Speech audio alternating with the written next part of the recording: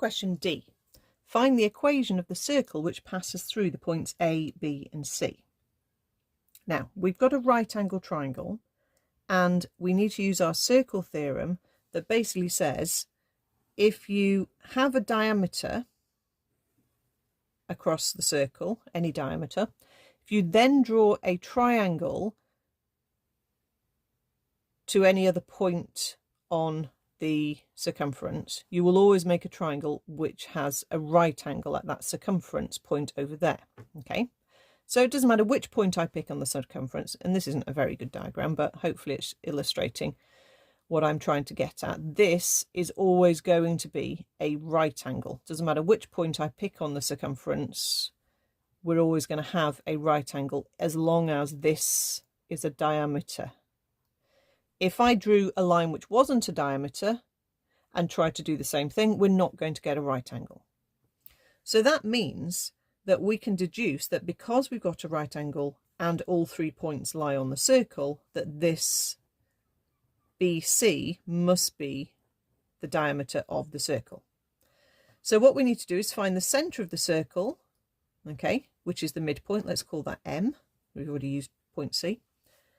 And our midpoint formula is the one where we average out the x coordinates and average out the y coordinates. Okay, so in this case we're going to use that formula with point C and point B. Again, it doesn't matter which one you call x1 and x2. So I can say 1 plus 3 divided by 2 and 0 plus 8 divided by 2, and that gives me a 4 over 2, which is a 2, and an 8 over 2, which is a 4. So I get 2, 4, and that will be the centre of the circle. We need the radius, so I can do M out to any of the points, to be honest, and let's do M to B. Same formula as we used before. We now know that's 2, 4, so our formula is x2 minus x1 squared plus y2 minus y1 squared. So that will give us a 1 to square, and that will give me a 4 to square. That's going to give me a 1 and a 16, which is a square root 17. Okay, so that's my radius. And then we pop it into the formula for the area of for the equation of a circle, which is x minus a squared add y minus b squared is equal to radius squared. And the a and the b are these numbers that we've calculated as the coordinates of our centre.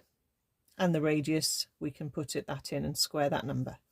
So then we can just write down x minus 2 squared add y minus 4 squared equals, and then square root 17 squared will just give us a whole 17. And that's the answer that they want. You don't need to multiply that out.